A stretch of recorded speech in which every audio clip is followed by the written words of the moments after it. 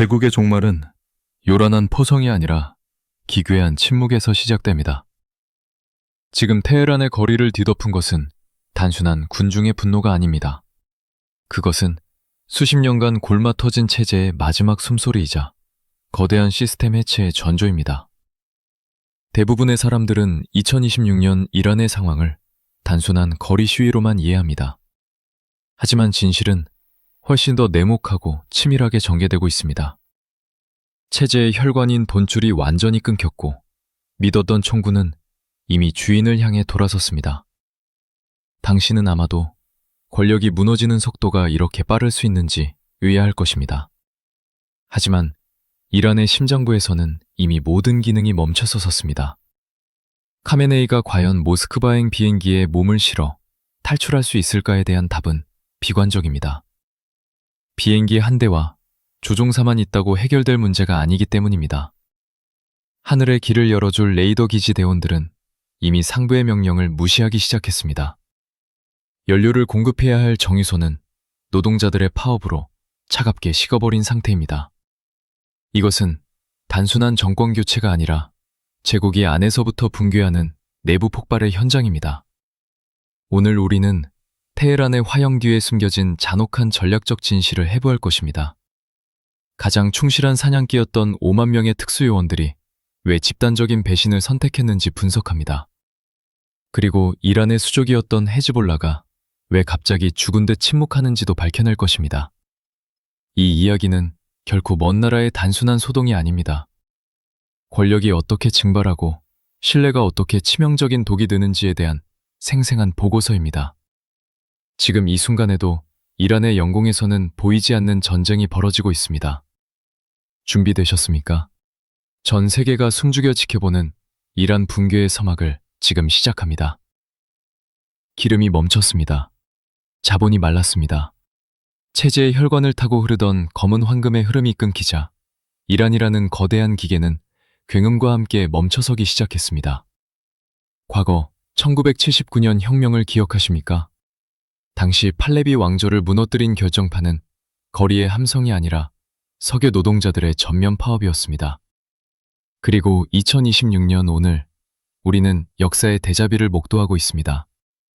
남부 쿠제스탄과 부쉐르 지역에서 들려오는 보고는 처참합니다. 아바단 정유소의 거대한 굴뚝은 더 이상 밤하늘을 밝히지 않습니다.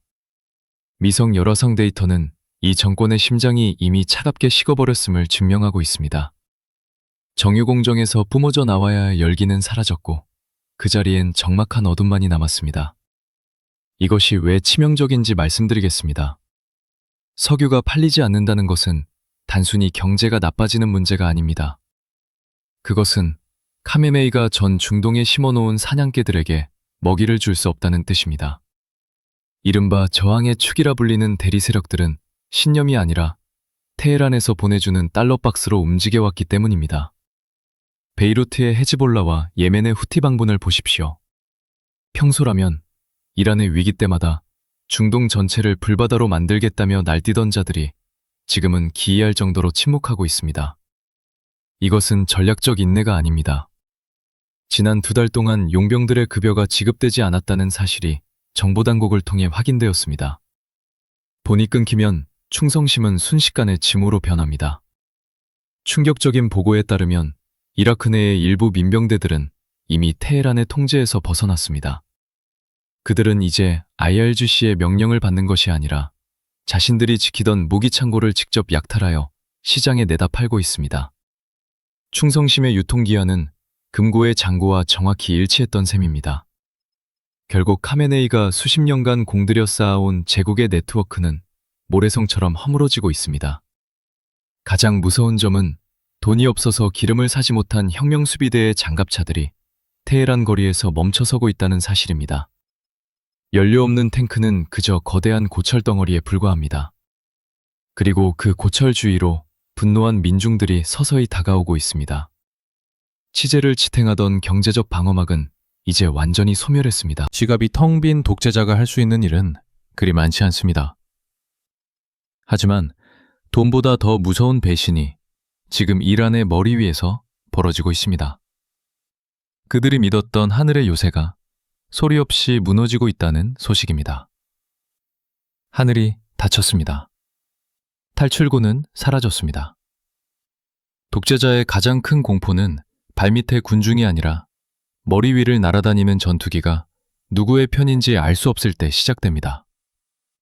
카메네이의 모스크바인 비행기가 이륙하기 위해서는 단순히 기름과 조종사만 필요한 것이 아닙니다.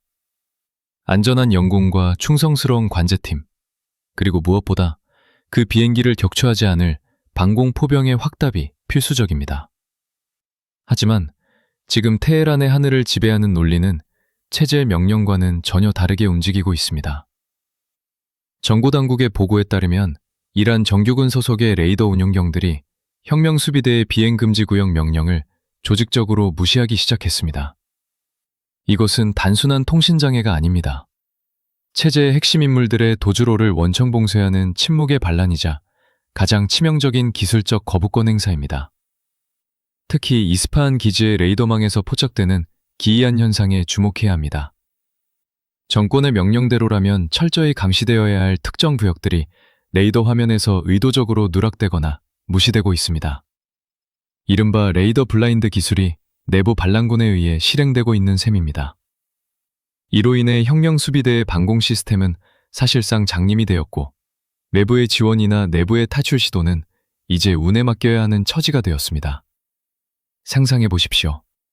궁전 위를 선회하는 전투기가 나를 지켜주는 아군인지 아니면 내 머리 위로 미사일을 꽂아 넣을 적군인지 알 수 없는 상황을 말입니다.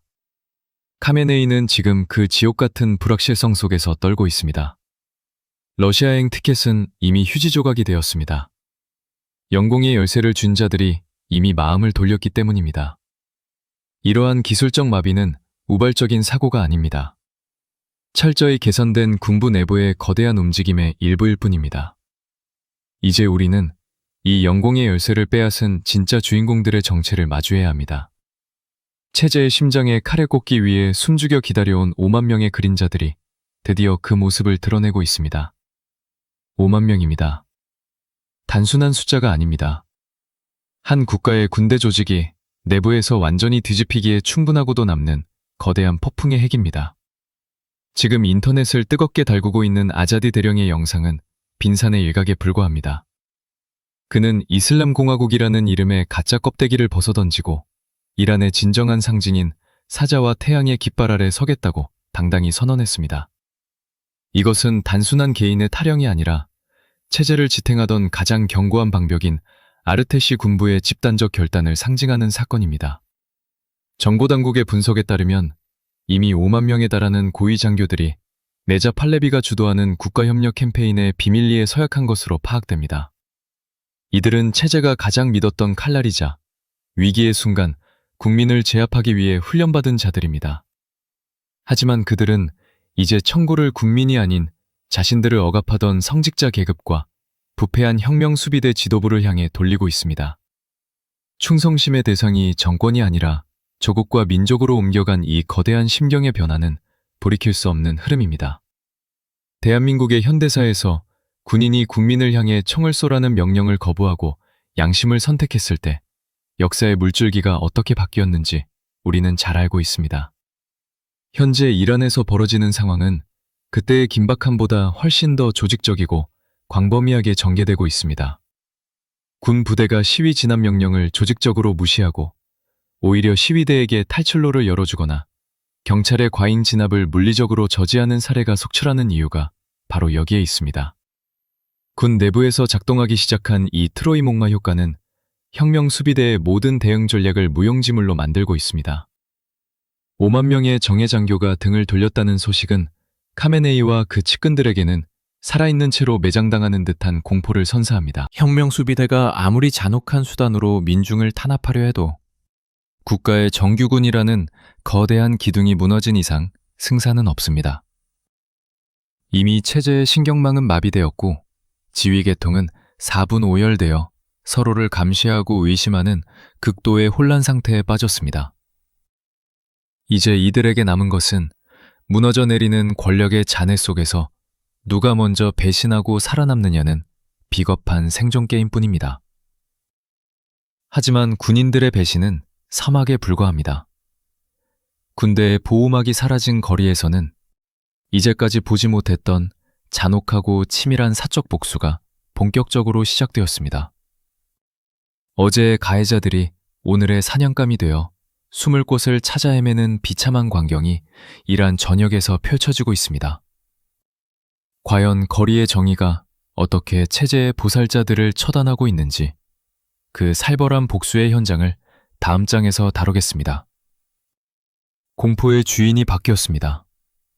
이제 사냥터는 광장이 아니라 그들의 안방입니다.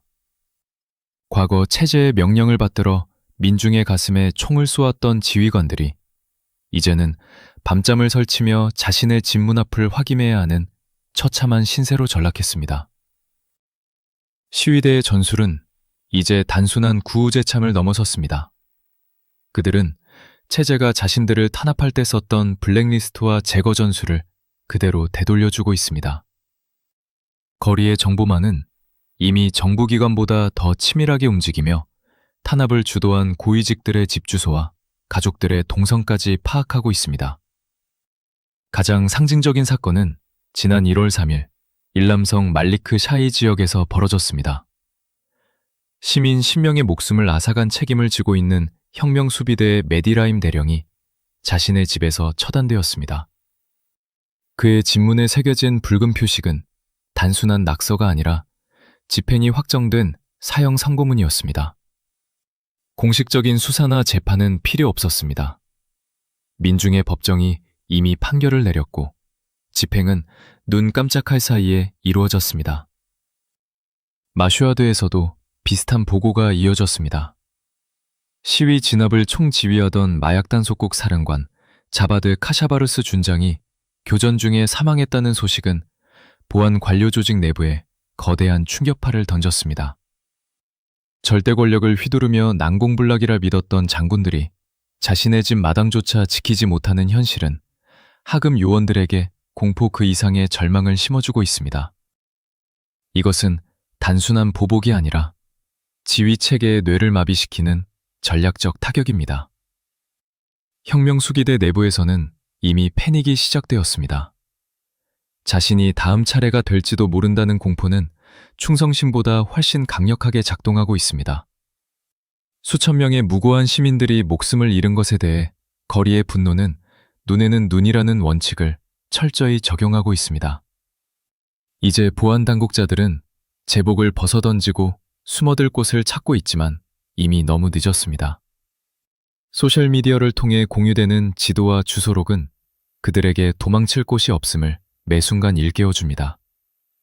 하지만 거리의 심판이 전부는 아닙니다. 이 혼란을 틈타 권력의 정점에서는 더럽고 치밀한 생존 게임이 벌어지고 있습니다.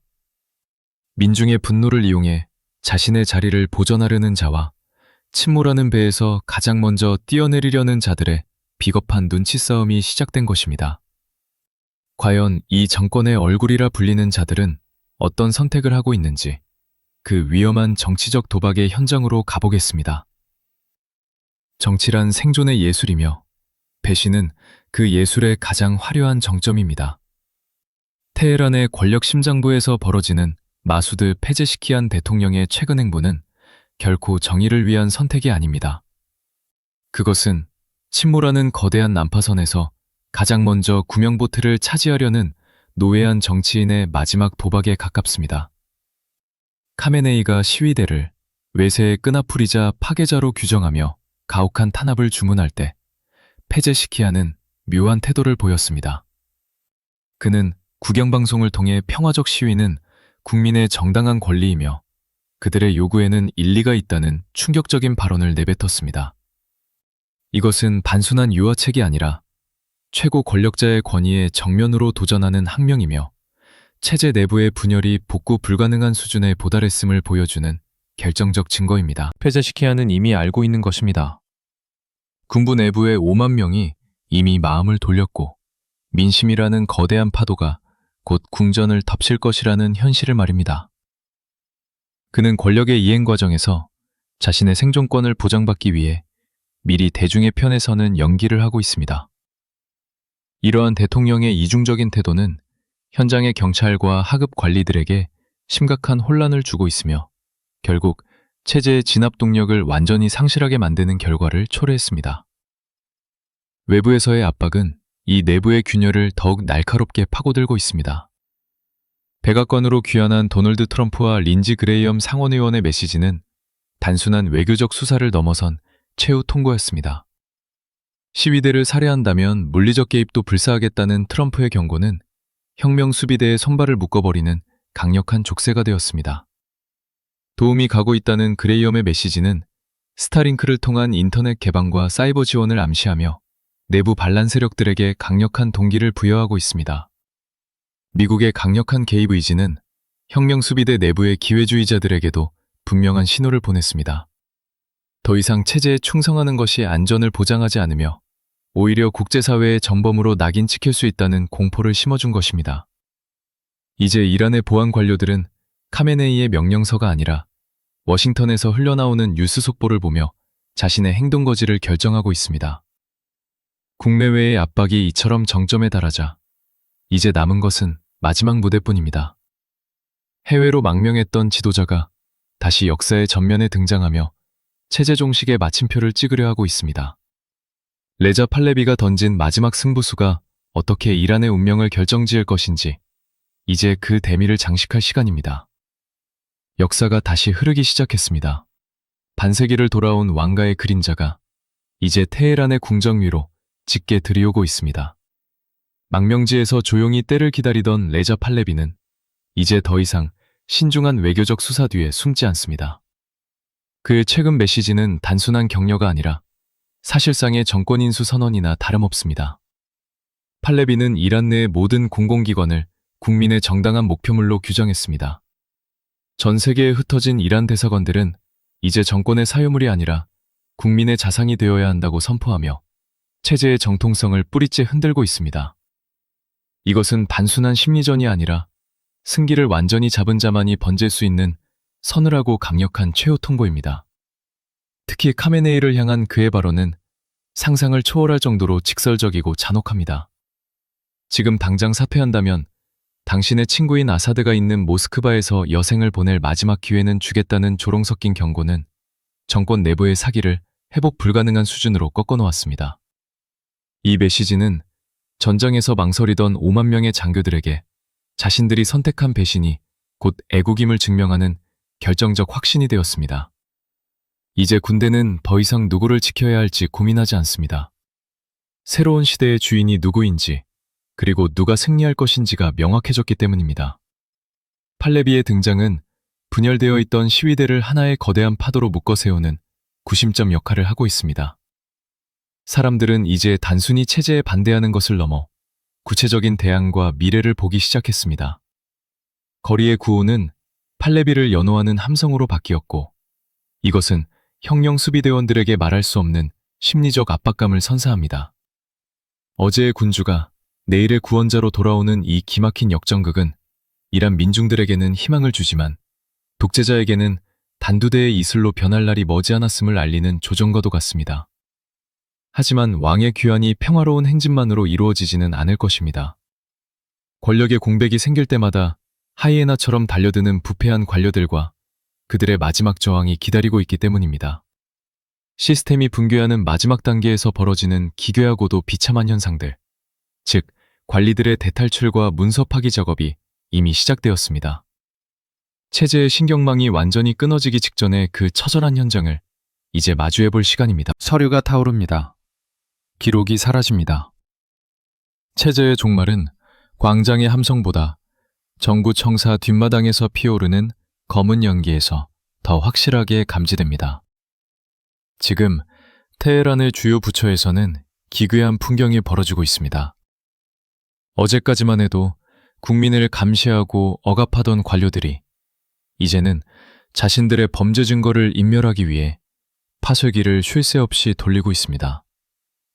이것은 단순히 업무의 중단이 아닙니다. 국가라는 거대한 시스템의 신경망이 스스로를 파괴하며 기능을 정지하고 있다는 공포의 신호입니다. 특히 중앙은행과 석유부 소속 중급 관리들의 집단적인 이탈에 주목해야 합니다. 그들은 누구보다 먼저 배가 가라앉고 있다는 사실을 직감한 자들입니다.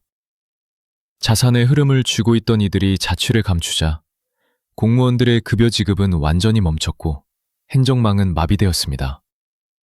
이제 이란의 행정 시스템은 명령을 내릴 사람도 그 명령을 수행할 사람도 없는 텅 빈 껍데기만 남은 상태입니다. 국가가 작동을 멈춘 자리에는 오직 생존을 위한 각자 도생의 본능만이 지배하고 있습니다. 공포는 전염병처럼 번지고 있습니다. 하급 관리들은 더 이상 상부의 지시를 따르지 않고 대신 시민군에게 협조하며 사후사면을 구걸하고 있습니다. 체제의 비밀을 담고 있던 하드디스크들은 이미 해외 정보기관의 손에 넘어가거나 분노한 군중들에게 탈취되었습니다. 독재를 지탱하던 거대한 관료주의의 성격이 안에서부터 썩어 문드러져 힘없이 무너져 내리는 광경입니다. 이제 남은 것은 최후의 붕괴뿐입니다. 모든 데이터가 삭제되고 모든 보고체계가 끊긴 이 거대한 혼돈 속에서 카메네이의 마지막 선택지는 무엇일까요? 우리는 이제 한 시대의 종언을 구하는 마지막 장으로 향하고 있습니다. 결국 역사는 누구의 손을 들어주었는지, 그리고 이 거대한 사태가 우리에게 던지는 진짜 교훈은 무엇인지 정리할 시간입니다. 이란이라는 거대한 제국에 막이 내리고 있습니다. 우리는 오늘 단순히 한 정권의 몰락을 지켜본 것이 아니라 수십 년간 중동을 억눌러 온 거대한 시스템의 해체 공정을 목격했습니다.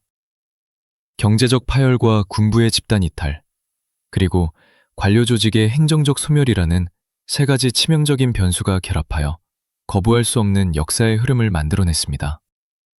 결국 권력의 원천은 총구가 아니라 민심에서 나온다는 평범한 진리가 다시 한번 입증되었습니다.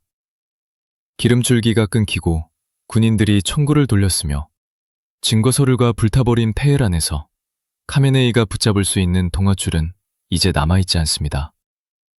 그가 꿈꾸던 영원한 제국은 이미 잿더미가 되었고 이제는 그 잿더미 속에서 어떤 새로운 질서가 태어날지를 고민해야 할 시점입니다. 이 사태는 단순히 국경 너머의 소동으로 끝나지 않을 것입니다.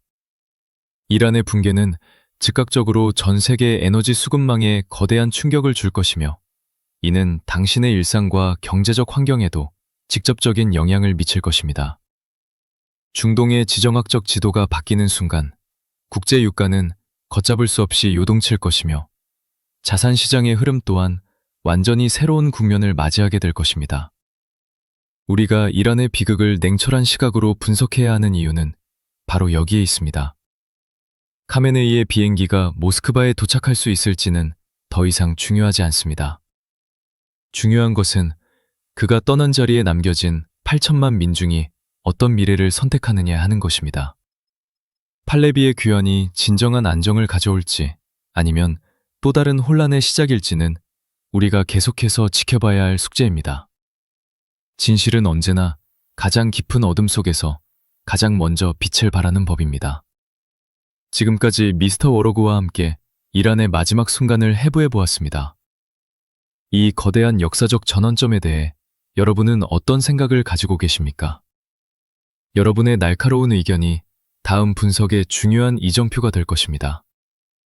본 영상의 분석은 공개된 정보와 전략적 가설을 바탕으로 구성되었으며 실제 전개 상황과는 차이가 있을 수 있음을 명시합니다.